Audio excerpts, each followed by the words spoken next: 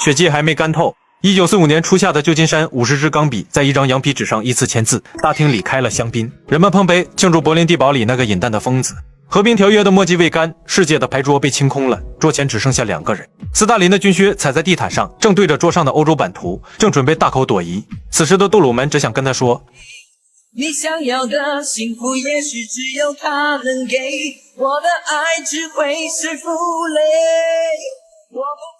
接下来这场长达40年的绞杀从柏林的废墟里开始了。同盟国这张桌子其实就是个草台班子。二战时，华尔街的银行家和莫斯科的政委能在一个战壕里互相递烟，真不是因为交情深，纯粹是因为门外有个留小胡子的奥地利人正端着机枪无差别扫射，为了活命，大家只能背靠背。现在门外的疯子咽气了，背靠背的人默契地转过身，手拳摸向了腰间。美国人笃信这清脆的铜臭声就是地球自转的唯一规律，而莫斯科那套要把资本家全挂上路灯，把工厂分给工人的理论，实在让白宫里的人如坐针毡。苏联和美国的梁子其实从1917年已经结下，动工的枪声一响，莫斯科换了主人，新掌柜喊出的口号是推翻资本主义。美国人没废话，直接动手。1918年9月1日，一战还没彻底打完，美国大兵就裹着军大衣踩进了苏俄西伯利亚的茫茫大雪，给当地的白卫军递枪递炮，指望把这个新政权闷死在襁褓里。随后的20多年，西方的圆桌从未给莫斯科留过椅子。1919年的凡尔赛分赃，1938年的慕尼黑切蛋糕，斯大林连张请帖都没收到，大家心照不宣，你不是咱圈里人。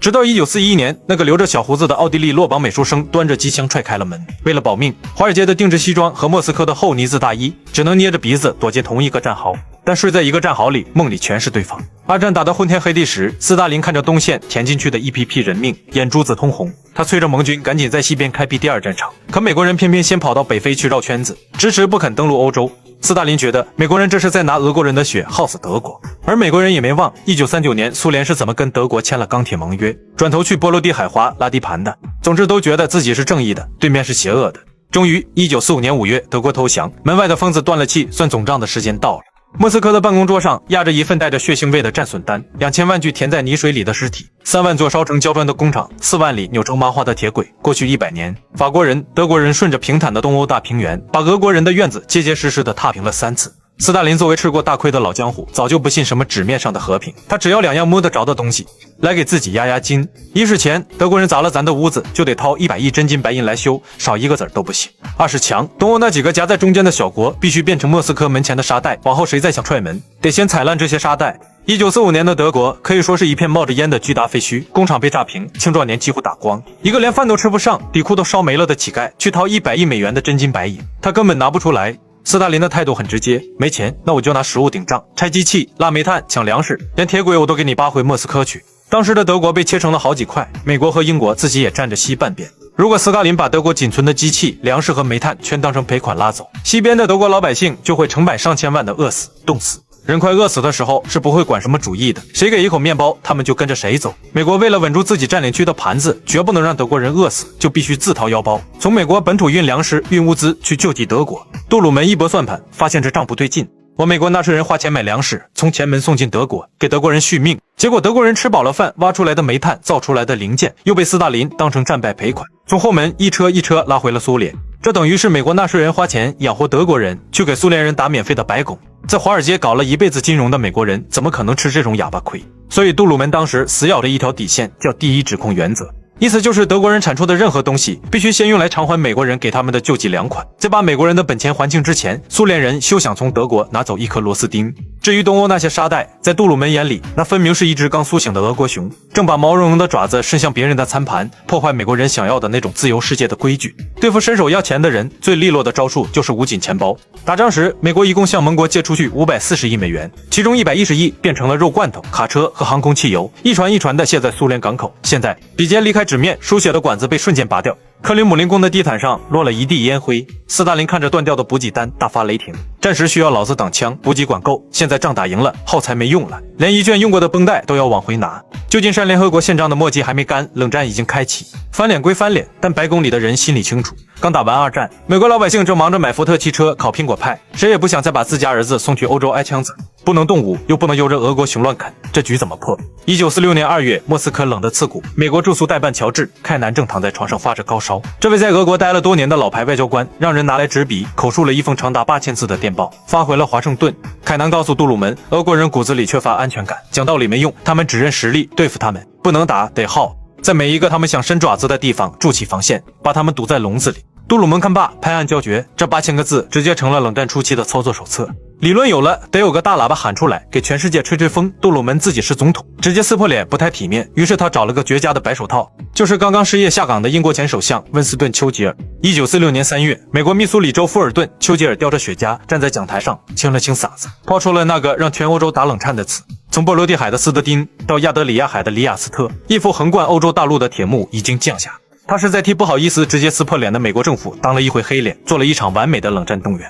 但光靠嘴炮挡不住现实的冲击。1947年，欧洲迎来了100年不遇的严冬，整个西欧的煤炭挖不出来，小麦冻死在地里，老百姓裹着破报纸在街头排队领救济汤，冻饿交加。当时法国和意大利街头的工人运动此起彼伏，红色的旗帜眼看就要插上巴黎的埃菲尔铁塔。白宫的冷汗下来了，他们明白防波堤不能用砖头砌，得用美钞。1947年6月，美国国务卿马歇尔在哈佛大学的毕业典礼上抛出了一个计划，美国宣布拿出130亿美元的真金白银撒向整个欧洲，帮大家重建家园。后来这笔钱也被称为马歇尔计划。美国人的算盘打得很精，我给你钱，给你机器，给你小麦，但条件是你得开放市场，买美国货，账本还得对美国透明，拿了我的美元就得按华尔街的规矩办事。马歇尔最狠的一招是告诉所有人，这钱见者有份，苏联和东欧也可以来拿哦。斯大林坐在克里姆林宫里，看着这份送上门的支票，一眼就看穿了夹层里的毒药。如果让东欧那些刚收编的沙袋拿了美国的钱，那就等于把自家的院墙拱手让给华尔街去拆，经济一被绑架，政治上迟早得倒戈。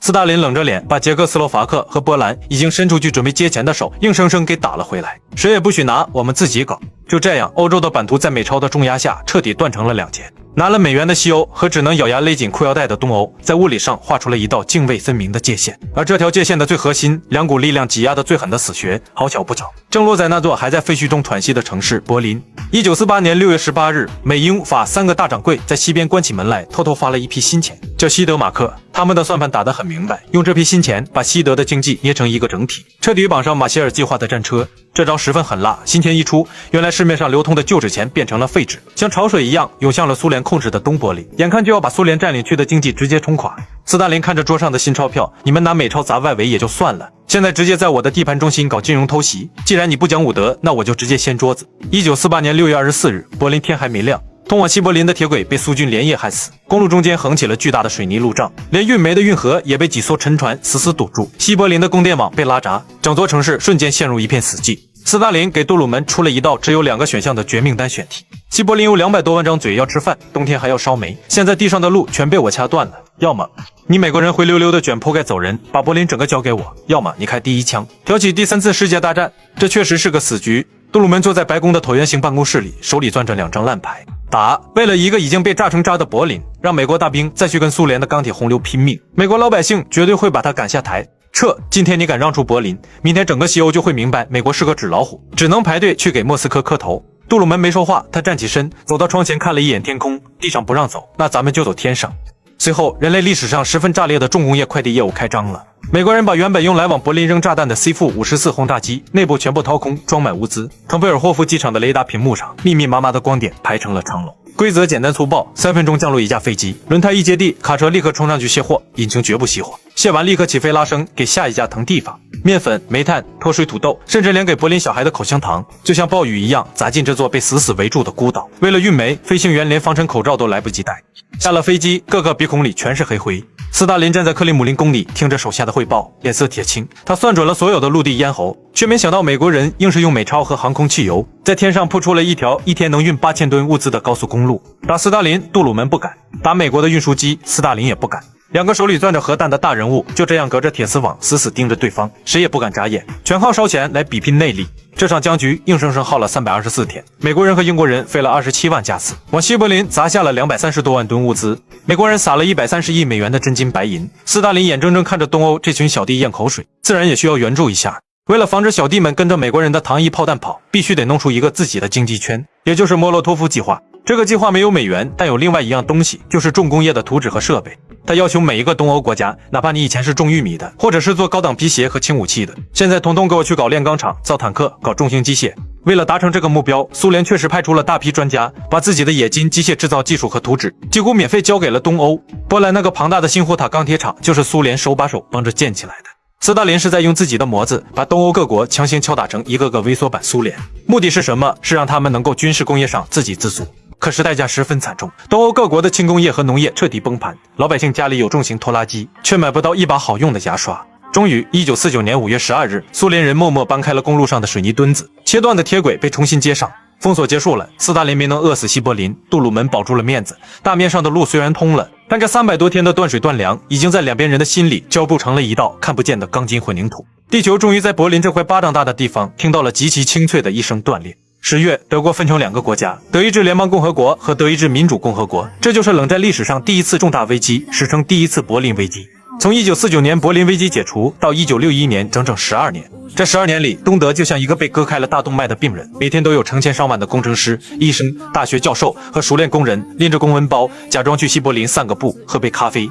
然后就再也没有回来。西柏林的橱窗里摆着尼龙袜和福特汽车，东柏林的货架上只有配给的黑面包和生产指标。老百姓的脚是极其诚实的。12年间，将近300万东德人润到了西边，而且跑的全是最核心的技术骨干。不过是后话。之前柏林的漫长封锁不仅没能饿死对手，反而成了终极联盟的催产素。1949年4月4日，华盛顿，被苏联装甲集群吓破胆的西欧人彻底放下了几百年来互相杀伐的旧怨。12个创始国代表聚在一起，签下了一份名为《北大西洋公约》，简称北约。这群老冤家在莫斯科的重压下结成了最硬的铁桶阵，其中第5条款动我们其中一个，就是向我们全体宣战。面对西方的结阵，莫斯科隐忍了6年，直到1955年5月，美国人走了一步崛起，允许西德重新武装，并将其正式拉入北约。原本作为缓冲区的德国彻底变成了前线，苏联的底线被一脚踩穿。1955年5月14日，莫斯科再也不装了，要摊牌了。苏联拉着除南斯拉夫之外的所有东欧老铁们，针锋相对地签下了华沙条约，简称华约。老大哥有了自己名正言顺的专属军事同盟。